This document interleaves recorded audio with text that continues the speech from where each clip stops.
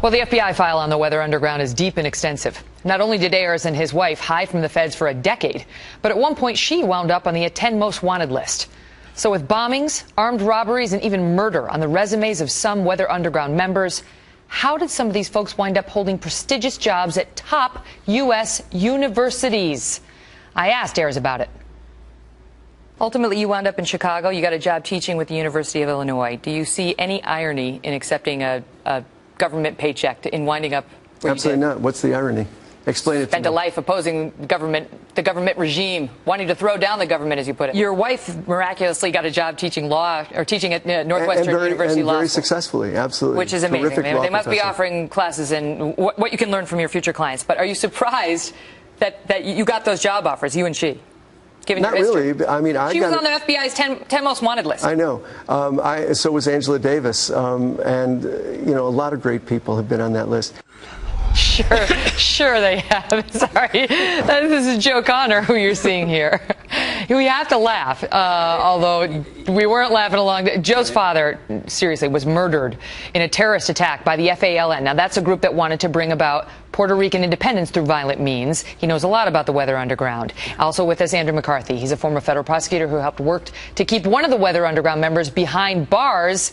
Wait till you hear what happened to her. And he's a National Review contributing editor. Good of both of you to be here. There's a lot of great people on the FBI's 10 most wanted list. That's a fantastic list. Yeah, it's people you want to hang out with. Yeah, so, let me start with you on this, Andy, because Bill Ayers, I think it was interesting as you watched the Dinesh D'Souza debate where you listen to him. He's intellectual. He's a compelling figure. He makes points. You may disagree with him. You may agree with him. But he seems kind of reasonable on some points.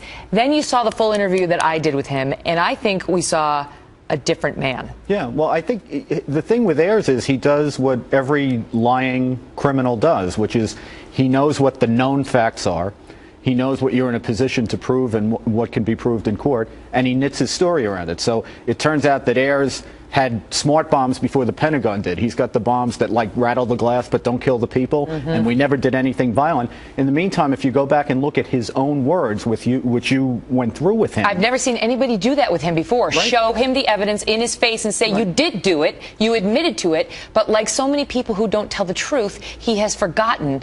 But he's gotten away, Megan, he's gotten away with it for 40 years. Why shouldn't he? You look. And that's where we pick up today. Right. He not only has he gotten away with it, and the others, but they have been embraced by the academic community, Joe. I mean, you look at that full screen. Look at there. Ayers, University of Chicago. Bernadine Dohrn is at Northwestern Law School. My head is going to explode. Kathy Boudin, who served 20 years for murdering 2 cops and a security guard, is at Columbia University. Yeah. And this other one at New York City high schools. I have a son who's going to be graduating high school next year, and we're looking at colleges. I would want to know as a parent where my kid is going. If you bought food, you find out what the ingredients are. If I'm going to pay $60,000, I want to find out that we have terrorists teaching our kids. And City College wanted to honor the folks who killed your father in a terrorist attack here in New York. They had a community center named for Guillermo Morales and Asante Shakur, Morales was the bomb maker for the FALN. Shakur was Joanne Chazamard, who killed Warner Forster on the New Jersey Turnpike. And they had a community center honoring them, a place where my father went to college. So this is what we're dealing with the left in this country. When they realized, Megan, that they couldn't beat us by bombing us, by attacking, they turned to academia, they turned to the media, they turned to law, and they got to in government. And now we've seen the result of that. It's been generational, it's been slow growth, but it's happened. And that's what we have now. They're everywhere. I mean, when you look at where they wound up, they're at these prestigious universities. They are hobnobbing with future presidents. Right. It's insane when you think about the extent of their influence today. Except, Megan, that the campus is where it all began. This is where the revolution grew up. This is where it started. This is where it grew out from.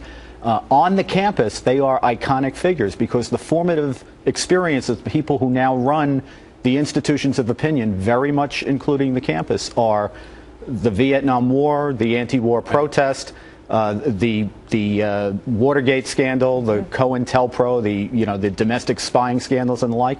They came to attach nobility to a war against the United States. And if you go back and read their own words, it was very much a war against the United States during which they wanted to mass murder Americans, not just rattle a bunch of glass. Why? But, people used to talk about Ayers and Obama, President Obama. Like, you need to pay attention to this.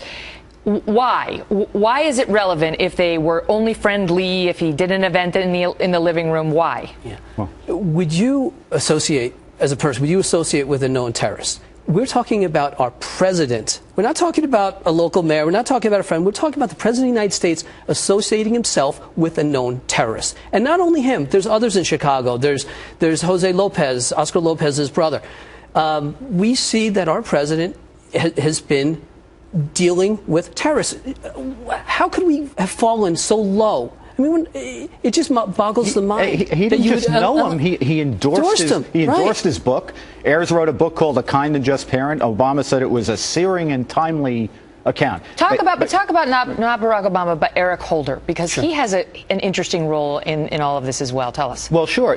Holder was the Deputy Attorney General during the Clinton administration who engineered the FALN pardons that Joe's talking about. Pardoning the group that killed your father. Yes. Okay. Right. And by the way, the audience should know, they weren't sitting in jail asking for a pardon. No, they didn't request it. The Clinton administration reached out to them through Eric Holder, who was helping them, and said, hey, how'd you like to get out of jail? And they said, oh, that would be great. Well, they didn't. At first, they didn't. They denied it for 30 days. And one of them, Oscar Lopez, who I mentioned before, denied it altogether. So you had an attorney general, a future attorney general, and a president pushing the release of terrorists who didn't want it. And what did he do with respect to the Weather Underground? Well, the last day of Clinton's term in office, he walked out the door 2 Weather Underground terrorists. Everybody remembers the Mark Rich pardon. Right. What they don't remember are Susan Rosenberg and Linda Evans. Who and what happened to Susan Rosenberg? What's she doing now? Well, she ended up for a while teaching at, I think it was John Jay College. Teaching at another college. Right. Oh, 2 college. I think she then went to Hamilton for a while. My mind is going to explode. Yeah. It's going to explode. Right. I mean, I don't know how we're supposed to screen for this when we send our kids to college. Well, because could you ask them whether they have a criminal history? Could you ask them whether they ever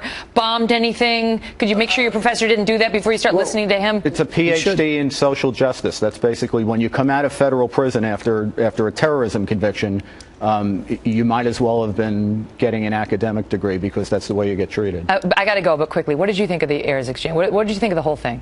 I thought that he was a liar. I think he's a punk.